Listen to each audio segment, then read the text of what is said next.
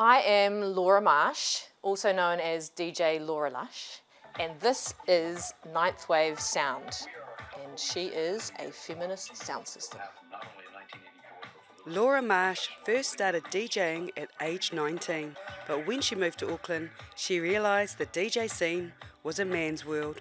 15 years ago, I could count the female DJs in Auckland on two hands, and that's been part of my project, is to understand why, and then try and do something about all those little things that kind of mount up and reduce the number of women that engage or want to engage or feel they can engage for whatever reason. Gender equality is a big part of her latest project, the Ninth Wave. Ninth Wave came about over the beginning of my PhD when I realised I wanted to do a feminist project, and then I realised I could combine my art making skills with my DJ practice. By building a big sound system, I knew I could open up a space for not men, because sound system culture, DJ culture worldwide is dominated by men. For women and gender diverse, I really wanted to create a space that was also safer. Laura planned to premiere Ninth Wave Sound at this year's Floor Festival, but when this was cancelled due to COVID-19, she needed to come up with a different plan. Being new to Gisborne, she put out an invite to come meet Ninth Wave Sound.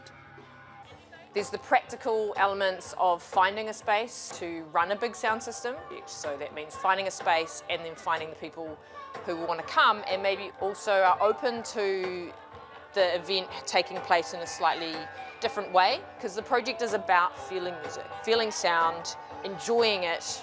So like today we started with a sit down sound vibration meditation.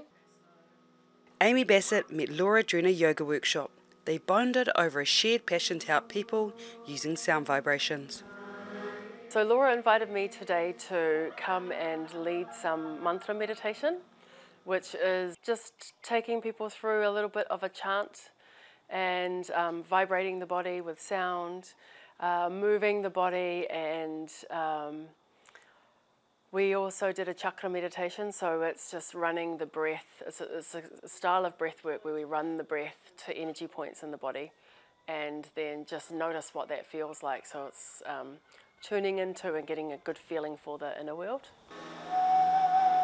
In 2013, Amy's inner world was profoundly stirred at a silent meditation retreat in Bali.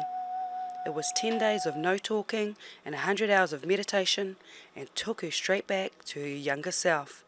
Back in Aotearoa, Amy wanted to share yoga and meditation with whānau and iwi, taking it out of the studio and into the marae. Since I was a little kid, I've been aware of the things that you can't see and touch and feel in this world, like the sort of physical world that we're taught is the only thing that exists, but there is also, there's all these other realms, and I've had experiences from when I was really little that have continued through my life that have sort of made me curious about it. And I'm on my reo journey, so just looking into rongoa and looking into wairua and looking into all those different parallels that are there and bringing them into the space together.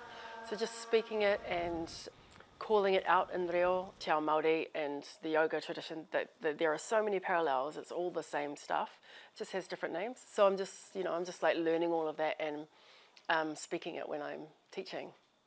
Amy's sessions are spiritual events using musical instruments and mantra chanting of what Amy calls sacred syllables put together to call forth energy.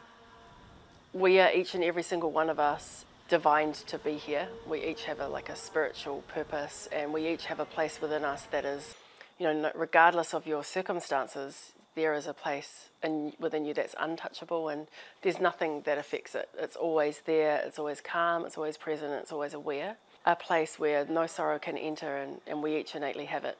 So my goal is to take people to that place in whatever way, and just to show them that it's there and that they can guide themselves from that place.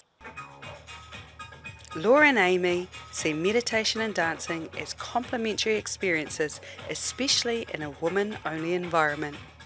That's been really important in my project, to really shift that off the focus of, getting wasted. To really appreciate sound and what it can do for us, and that joy, like having a dance, like you're going to a rave, but it doesn't have to be, you know, a late night drug-fueled party rave experience.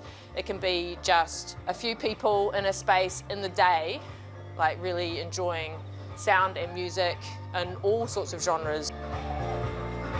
Laura's plan is to bring the ninth wave experience to communities across the Motu, guiding people to their inner selves and fostering female DJs along the way. Renee Lola here, Local Focus.